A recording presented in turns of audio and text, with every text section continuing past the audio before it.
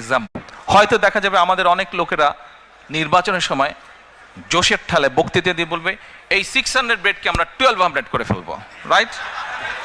বলে ফেলবে কিন্তু অনেকে যে 600 বেডকে আমরা 1200 করে ফেলবো। It's a very easy thing to say, but it's a very very very difficult thing to do.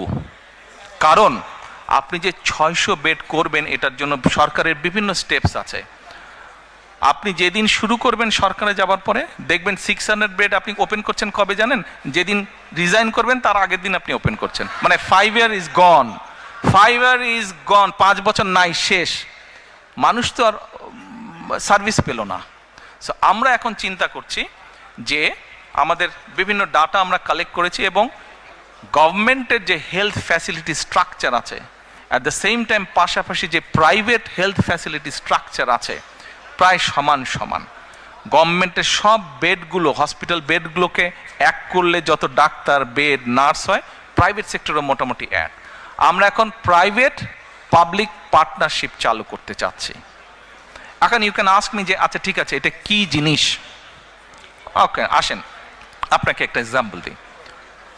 Osmani medical college, ধরেন ওসমানী মেডিকেল কলেজের যে ডায়ালিসিস, এই যে কিডনি রোগীর যে ডায়ালিসিস করতে হয়, এই ডায়ালিসিস যে মেশিন আছে না? আছে তো মেশিন, আচ্ছা।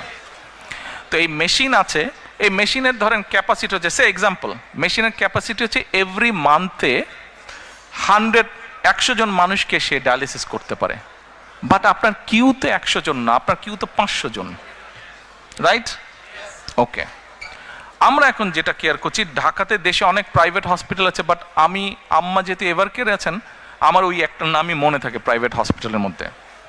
ধরেন এক্সাম্পল হিসাবে বলছি, ওই এভারকেয়ার হসপিটাল, তাদেরও কিডনি ডায়ালিসিস মেশিন আছে, but that's a private hospital, quite expensive, not everyone can afford that.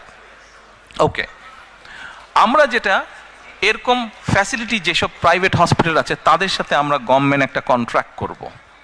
আমরা বলবো যে দেখো, we know what is your costing, তুমি তার উপরে প্রফিট হিসেবে, যেহেতু ইয়োর প্রাইভেট, তুমি 5% 10% প্রফিট নিতে পারো। এখন আমার এই যে ওসমানী মেডিকেল কলেজে 500 কিউব 100 জনকে আমি মাসে দিচ্ছি, বাট আরও 400 বাকি যাচ্ছে। ওই 101 থেকে ওর ধরেন এভারকেয়ার হসপিটালে ওর ধরেন যে ইয়ে মেশিনটা আছে, ডায়ালিসিস মেশিনটা, সেখানে they get only say 25 patients, বাকি 75 তার খালি থাকছে। এই যে এখানে যে কিউ হয়েছে, এই কিউ থেকে নিয়ে আমরা 75 পেশেন্ট ওদেরকে দেব, and the cost we will bear. তাতে যেটা হচ্ছে, স্কুল প্রাইমারি শিক্ষক বলেন, একজন গৃহিণী বলেন, মসজিদের ইমাম সাহেব বলেন, এদের মতন মানুষগুলো এভারকেয়ারের মতন হসপিটালে ট্রিটমেন্ট পাচ্ছে with a very minimum cost, যেই কস্টটা গভর্নমেন্ট বিয়ার করবে। আর সবচেয়ে বড় বেনিফিট হচ্ছে, আপনাকে যে মানুষ ইলেক্ট করে পাঠালো দেশ পরিচালনার জন্য, আপনি 5 ইয়ার্স টাইম নিলেন না তাকে সার্ভিস দেওয়ার জন্য, 3 to 6 মান্থসের মধ্যে আপনি তাকে সার্ভিসটা দিতে পারলেন। তাহলে মানুষগুলো, দেশের সাধারণ মানুষ সার্ভিসটা পাটাপাট কুইক সার্ভিসটা পেল, রাইট? আইডিয়াটা ঠিক আছে না রং আছে?